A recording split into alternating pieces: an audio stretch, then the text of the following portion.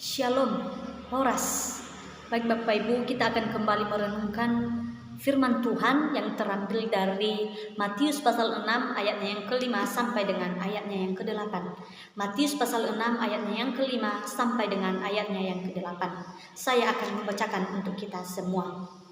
Di bawah perikop berdoa.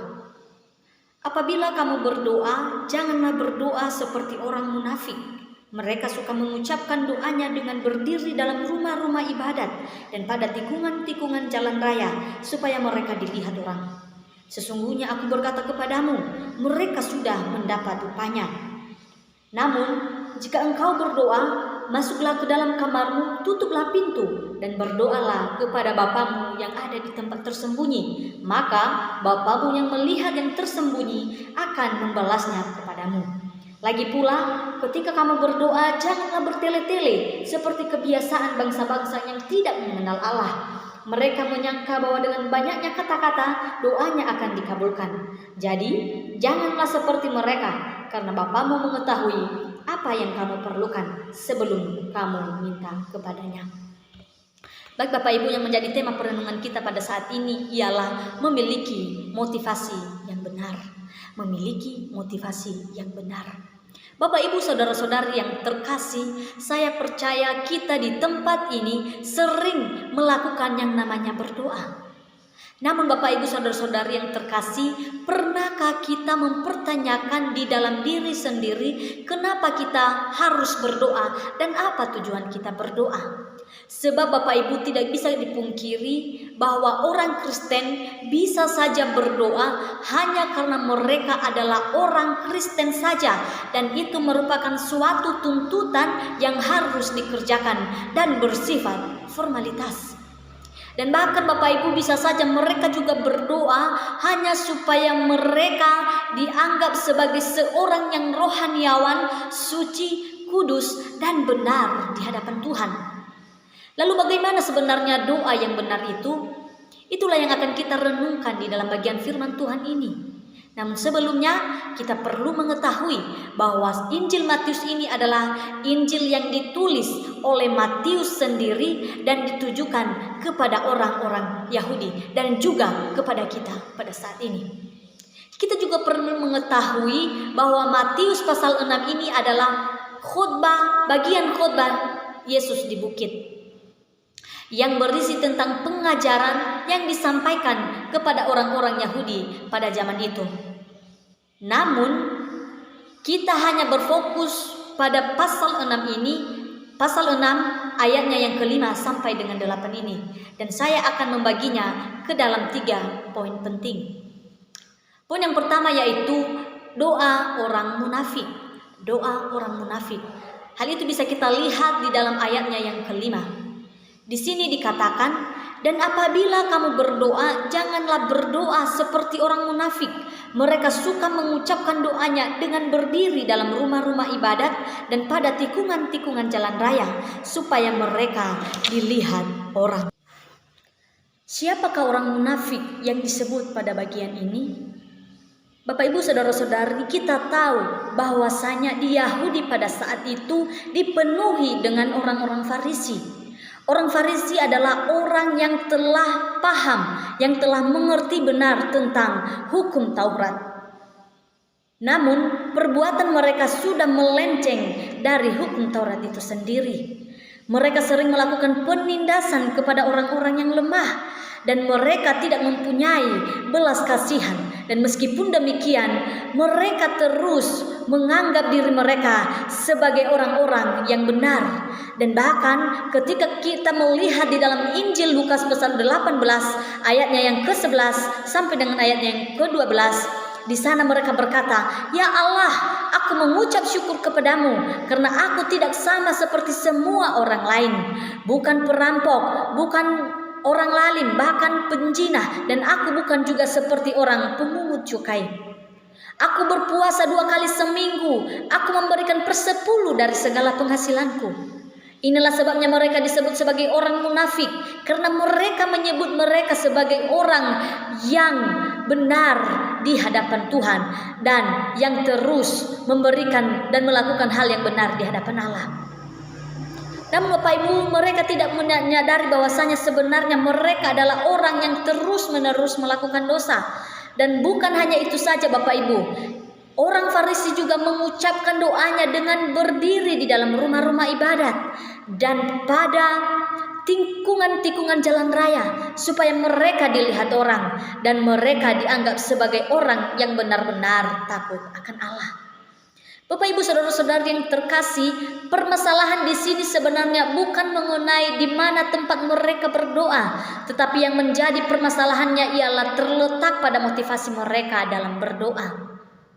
Lalu bagaimana dengan kita pada saat ini Bapak Ibu saudara-saudari? Apakah selama ini kita berdoa supaya kita semakin dekat dengan Tuhan, atau hanya supaya kita terlihat seperti orang benar, seperti yang dilakukan oleh orang Farisi? Marilah kita melihat diri kita sendiri. Dan jika memang selama ini kita berdoa seperti orang Farisi, maka marilah kita bertobat dan memulai untuk menjadikan doa itu sebagai satu hal yang sangat penting bagi kita. Bukan untuk dilihat orang, melainkan untuk mempererat hubungan kita dengan Tuhan kita. Yang menjadi poin yang kedua ialah cara berdoa yang benar. Cara berdoa yang benar. Hal itu bisa kita lihat di dalam ayatnya yang ke-6. Di sini dikatakan, namun jika engkau berdoa masuk ke dalam kamarmu, tutuplah pintu dan berdoalah kepada Bapamu yang ada di tempat tersembunyi, maka Bapamu yang melihat yang tersembunyi akan membalasnya kepadamu. Bapak Ibu saudara-saudari, seperti yang saya katakan tadi, bahwasanya permasalahan di sini bukan mengenai di mana tempat kita berdoa, melainkan permasalahannya terdapat di dalam bagaimana motivasi kita di dalam berdoa. Yesus mengatakan di sini, masuk ke dalam kamar dan berdoa di sana.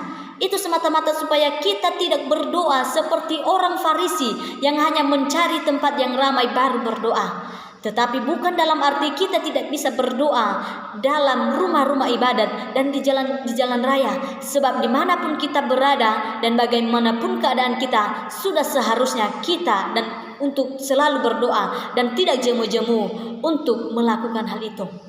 Namun tidak bisa dipungkiri juga Bapak Ibu bahwa kamar merupakan adalah salah satu tempat yang paling nyaman untuk melakukan persekutuan dengan Tuhan, karena memiliki keadaan yang sunyi sehingga kita pun dapat menikmati persekutuan itu. Jadi Bapak Ibu saudara-saudari yang terkasih, mari kita mempunyai motivasi yang benar di dalam berdoa. Sebab jika kita berdoa dengan sungguh-sungguh, maka Tuhan pun akan mendengarkan kita dan menjawab doa kita. Seperti yang tertulis di dalam Yeremia pasal 29 ayat yang ke-12, di sana dikatakan, dan apabila kamu berseru dan datang untuk berdoa kepadaku, maka aku akan mendengarkan kamu. Yang menjadi poin yang ketiga ialah berdoa secara teratur, bukan bertele-tele. Tuhan tahu apa yang kamu butuhkan. Hal ini bisa kita lihat di dalam ayatnya yang ke-7 dan ayatnya yang ke-8.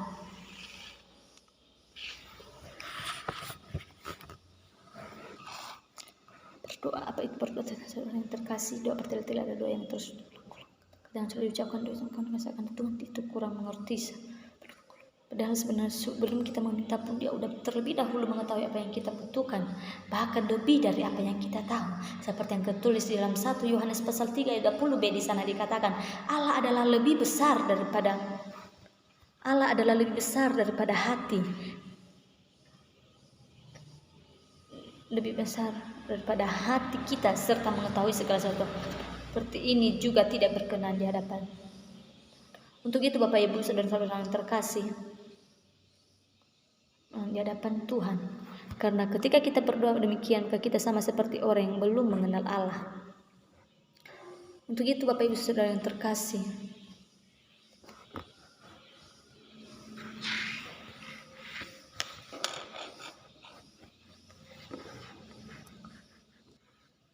Bapak Ibu saudara-saudara yang terkasih, di dalam ayat ini juga Tuhan mengajarkan kita supaya tidak bertele-tele dalam berdoa. Apa itu doa bertele-tele? Bapak Ibu saudara-saudari, doa bertele-tele adalah doa yang terus diulang-ulang. Kata-kata yang sudah diucapkan kembali, seakan-akan Tuhan itu kurang mendengar sehingga perlu pengulangan. Padahal sebenarnya sebelum kita meminta pun Dia udah terlebih dahulu mengetahui apa yang kita butuhkan, dan bahkan lebih dari apa yang kita tahu. Seperti yang tertulis di dalam Injil 1 Yohanes, yang tertulis di dalam 1 Yohanes pasal 3 ayat 20b, di sana dikatakan Allah adalah lebih besar daripada hati serta mengetahui segala sesuatu. Maka doa seperti ini juga tidak berkenan di hadapan Tuhan. Karena ketika kita melakukan doa yang seperti ini, kita sama seperti orang-orang yang belum mengenal Allah. Untuk itu Bapak Ibu saudara-saudari, mungkin doa yang seperti ini kadang terjadi di dalam doa kita, baik secara sadar maupun secara tidak sadar. Untuk itu, marilah kita untuk lebih memperhatikan lagi setiap doa yang kita sampaikan, supaya tidak terjadi doa yang berulang-ulang dan tidak teratur, agar doa kita dapat menyenangkan dan berkenan di hadapan Tuhan.